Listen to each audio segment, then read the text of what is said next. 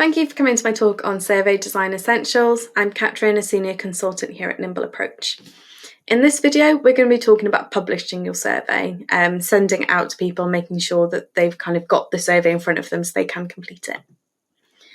So, you've done everything you need to do. You've done all of the questions, you've reviewed it, you've tested it, and now you need to send it out. You need to think about the following things. You need to think about your target audience. You want to think about how you send it out to them. You want to think about how many responses you're looking to get. And then finally, you want to try and encourage them to fill out the survey. And I'll go through each of these points in a bit more detail. So your target audience, you want to think about the people that you want to fill out your survey.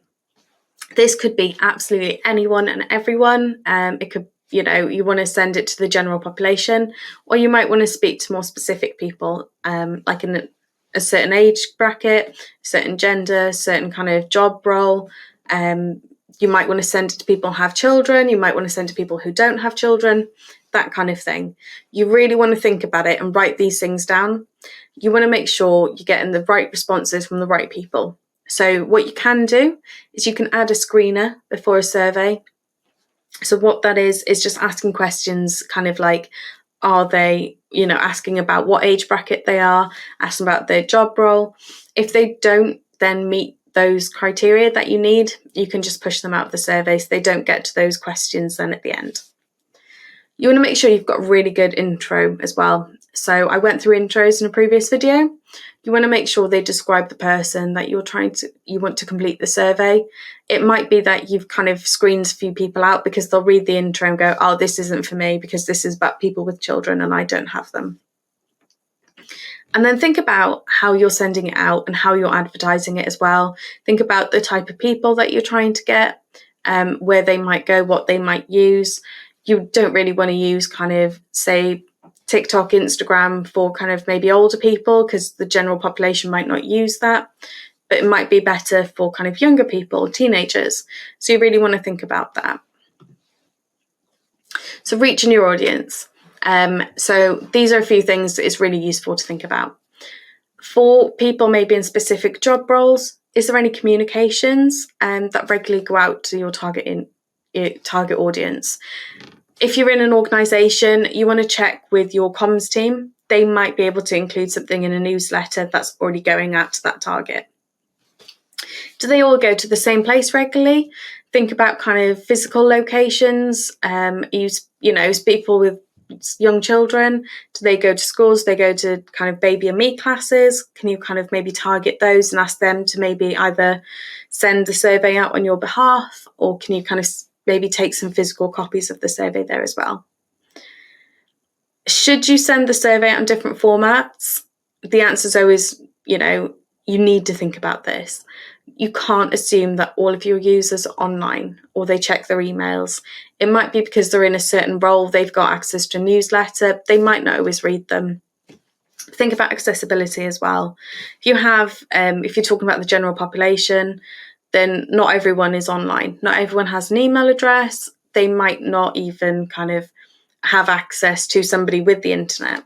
So you can't assume. If you really want a good representation of your users, you really want to try and send it out in different formats as well, either through the post, physical copies at somewhere they might go, things like that.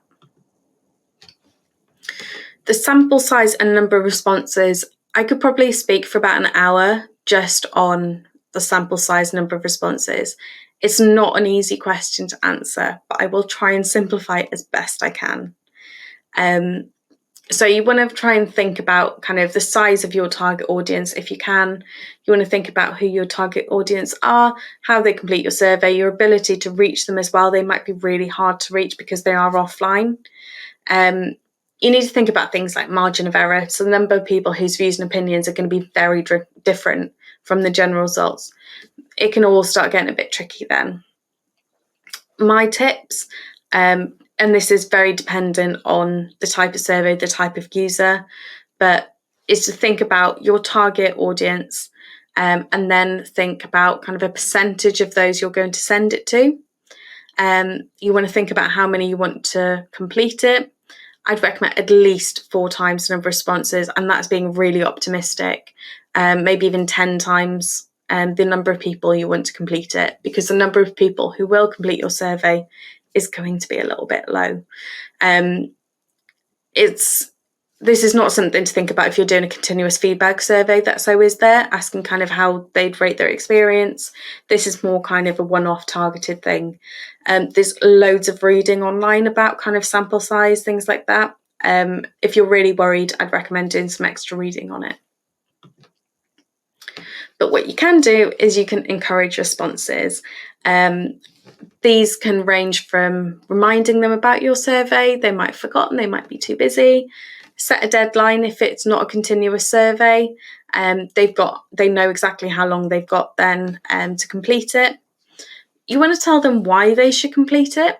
It might influence improvements in something. If it's something that's quite problematic for them and they use it quite often, they're going to be more likely then to fill out your survey, because they want things to change. They want things to be improved. As a last resort, it's not always appropriate, but you can offer an incentive. Now, an incentive can be anything. It doesn't just mean money or vouchers. It could be a prize draw for a thing that you offer. It could be kind of a physical item that you can send to them. It could be something else that you offer, like a bit of training, a bit of extra support, anything that might actually incentivize your users. The last thing you want to do is you've got a 5-minute survey and you're offering a prize draw for a free car. You'll have people then that are going to complete the survey too many times to try and get their name in there. You want it to be enough that they go, oh yeah, that'll be nice, that'll be good, but not, I really want this, so I'm going to complete the survey lots of times just so I've got more chances of winning the prize. But there is ways of encouraging it. Just think about your target audience and kind of the users that you've got as well, and what might help them. Again, it's not always going to be appropriate, but it is something you can at least think about. Thank you for coming to my talk about sending out your survey and publishing it.